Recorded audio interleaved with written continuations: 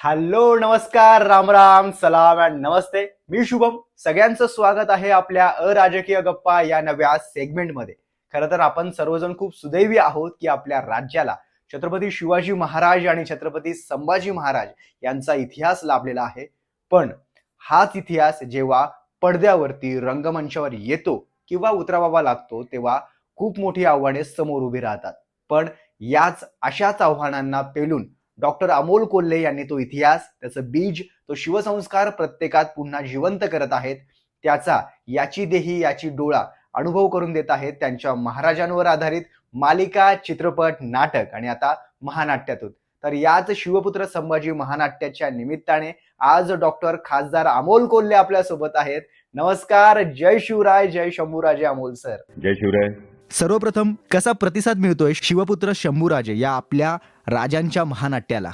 नाही, उदंड प्रतिसाद मिळतोय आणि हे फार सुखावणारं चित्र आहे की आबाल वृद्धांच्या पसंतीला हे महानाट्य उतरलंय. छत्रपती संभाजी महाराजांचा इतिहास आपल्या काळजावर कोरून घेतायत, छत्रपती संभाजी महाराजांचा जयघोष करतायत आणि हे खरंच खूप सुखावणारं चित्र आहे. क्या बात आहे सर. स्वराज्य रक्षक संभाजी मालिका आणि आता शिवपुत्र संभाजी महानाट्य.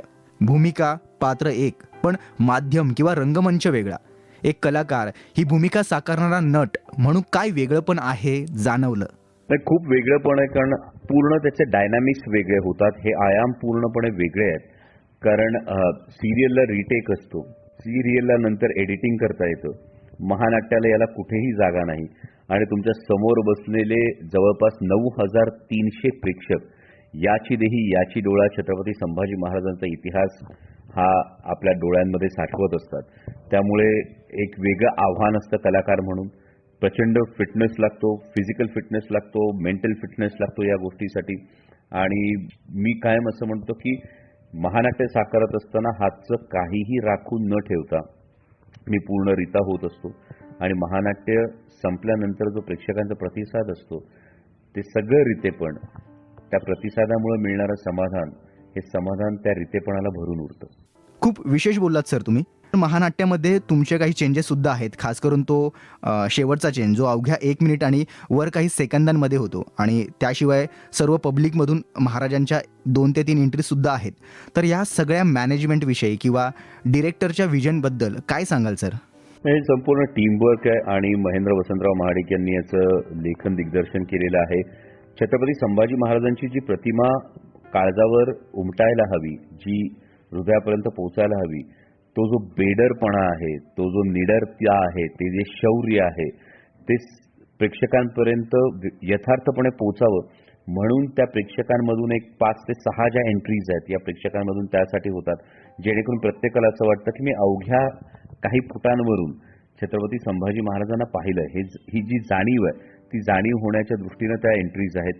आणि जो चेंज आहे शेवटचा, त्यामागची एक भावना अशी आहे की छत्रपती संभाजी महाराजांच्या जन्मापासून ते बलिदानापर्यंत हा संपूर्ण प्रयोग होतो आणि बलिदानानंतर छत्रपती संभाजी महाराजांची रक्तबंबाळ प्रतिमा घेऊन प्रेक्षकांनी आणि विशेषतः देशाच्या पुढच्या पिढीनं मैदानातून जाऊ नये, तर त्यांचं राजबिंड रूप घेऊनच जावं आणि त्यासाठी तो अवघ्या काही मिनिटामध्ये तो चेंज करून आपण पुन्हा ती राजबिंडी प्रतिमाच घेऊन गेलं पाहिजे, म्हणून तो सगळा आटापिटा आहे. खूपच छान सर.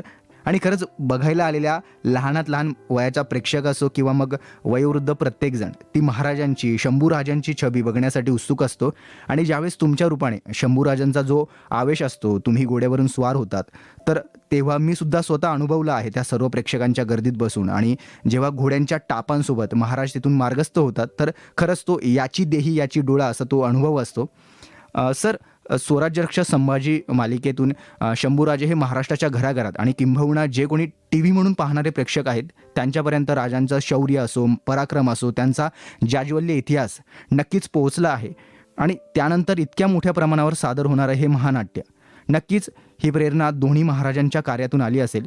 पण यामागे काय भावना, विचार होता आहे आणि येणाऱ्या अनेक प्रयोग करताना असणार आहे? खरं तर छत्रपती संभाजी महाराजांच्या असीम त्यागानंतरही, बलिदानानंतरही अनेक वर्ष, जवळपास 300-325 वर्ष छत्रपती संभाजी महाराजांचा जो जाज्वल्य इतिहास आहे हा नाकारला गेला.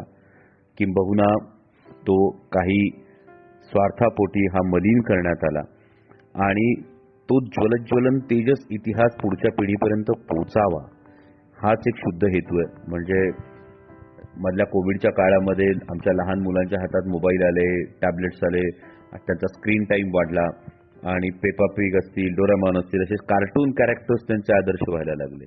तर या कार्टून्स त्यांना आवडण्याला माझा काहीच आक्षेप नाहीये, पण ते त्यांचे आदर्श होण्यापेक्षा छत्रपती शिवाजी महाराज आणि छत्रपती संभाजी महाराज जर त्यांचे आदर्श झाले तर देशाचं भवितव्य सुरक्षित हातात राहील. हाच या मागचा हेतू होता, आहे आणि यापुढेही राहील. कारण छत्रपती संभाजी महाराजांचे हे महानाट्य अनुभव असताना माती, माता आणि मातृभूमी यांची सेवा करणं, त्याचं रक्षण करणं आणि त्यासाठी सर्वस्व पणाला लावण्याची तयारी ठेवणं हीच प्रेरणा पुढच्या पिढीनं घ्यावी. नक्कीच छत्रपती शिवाजी महाराज आणि छत्रपती संभाजी महाराज जर आपल्या युवा पिढीचे आदर्श झाले तर आपल्या देशाचं भविष्य सुरक्षित हातात राहील, यात तीळ मात्र शंका नाही. आणि हो, खरंच या महानाट्याच्या रूपाने ही प्रेरणा देखील पुढे सतत तेवत राहील. सर, कलाकार जेव्हा कुठलीही भूमिका साकारत असतो तेव्हा त्या भूमिकेला वाहून जातो, ज्याला आपण परकाया प्रवेश असंही म्हणतो, आणि ते पात्र भूमिका करणाऱ्याशी बोलत असतं आतल्यात. तर मग आता शंभूराजांची भूमिका साकारताना, जगताना आजच्या सगळ्या समाज परिस्थितीकडे, युवा वर्गाकडे, राजकारणाकडे बघून शंभूराजे काय बोलतात, म्हणजे काय सांगतात तुम्हाला? मी हेच म्हणतो की माता, माती आणि मातृभूमी यांची सेवा, त्याचं रक्षण आणि त्यासाठी सर्वस्व पणाला लावणं काय असतं ते या महानाट्यातून ही प्रेरणा देण्याचा प्रयत्न कायम होत असतो. आणि मला वाटतं की ते काय बोलतात यापेक्षा नक्कीच हे अनुभवणं, जर ते अनुभवलं तर आपल्या प्रत्येक श्रोत्याला समजेल की नक्की छत्रपती संभाजी महाराज त्या व्यक्तिरेखेच्या माध्यमातून काय सांगू पाहताय. क्या बात आहे. नक्कीच अभिनेता म्हणून तुम्ही महाराजांची भूमिका उत्तम साकारली आहे, साकारत आहेत आणि पुढेही साकारत राहतीलच. पण त्याच वेळी खासदार, लोकप्रतिनिधी म्हणून राजकारणात अनेक असे प्रसंग देखील येतात, तर तेथे सुद्धा ही छबी सांभाळणं किती अवघड असतं? अवघड नाही म्हटलं तर काही गोष्टी अंगवळणी पडलेल्या फार चांगल्या असतात. आणि जेव्हा आपण म्हणतो की एखादी गोष्ट सांभाळावी लागते तेव्हा ती गोष्ट वेगळी असते. जेव्हा तो संस्कार तुम्ही तुमच्या मनात रुजवता तेव्हा त्याच्यामध्ये सहजता असते, त्याच्यामध्ये काही सांभाळावं लागत नाही. जसं आपण म्हणतो की श्वास घेणं आणि श्वास सोडणं हे कधी सांभाळावं लागत नाही, हे कधी सांगावं लागत नाही. तसाच जर शिवसंस्कार तुम्ही तुमच्या मनावर करवून घेतलात तर ते सांभाळावं लागत नाही, ते आपोआप अंगवळणी पडत जातं. आणि त्यामुळे कोणत्याही क्षेत्रात, म्हणजे राजकारणच काय पण रोजच्या जीवनात वावरताना सुद्धा हे खूप सहज होत जातं जर हा शिवसंस्कार तुमच्या मनावर बिंबला असेल तर. नक्कीच छत्रपती शिवाजी महाराज असो किंवा शंभूराजे असो, त्यांची शिवप्रेरणा घेऊन माणूस जगतो तर निश्चित त्याला दुसऱ्या वेगळ्या गोष्टींचा आटापिटा करावा लागत नाही, ती सहजता येऊन जाते. सर, शेवटचा प्रश्न, तर काय अशी विशेष बाब सांगाल तुम्ही सर की लोकांनी हे शिवपुत्र संभाजी महानाट्य यापुढे नक्की एकदा तरी बघावंच यासाठी? छत्रपती संभाजी महाराजांचा इतिहास आपल्या काळजावर कोरून घेण्यासाठी हे बघावं. इतिहास केवळ अभिनिवेशातून पाहू नये तर इतिहास त्यातल्या योग्य प्रेरणांसाठी पाहावा. कारण जो समाज इतिहास विसरतो त्याला भवितव्य असत नाही. आणि हा छत्रपती संभाजी महाराजांचा धगधगता इतिहास अनुभवावा. आणि या पुढील काळातही महाराष्ट्रभरात, महाराष्ट्राच्या बाहेरही शिवपुत्र संभाजी महानाट्याचे प्रयोग होत असताना मायबाप प्रेक्षकांनी जरूर हे अनुभवावं. कारण लहान लेकराला जर आईबापांनी खांद्यावर उचलून घेतलं तर ते लेकरू जगाला मोठं दिसतं. आणि त्या पद्धतीने आपल्या धाकल्या धान्यांचा इतिहास हा मांडण्याचा प्रयत्न आहे. मायबाप रसिक प्रेक्षकांनी, मराठी प्रेक्षकांनी जर खांद्यावर उचलून धरलं तर नक्कीच देशाच्या कानाकोपऱ्यात आपल्या धाकल्या धान्यांचा छत्रपती संभाजी महाराजांचा इतिहास पोहोचवणं आणखी सोपं होईल. क्या बात आहे सर, मनापासून धन्यवाद.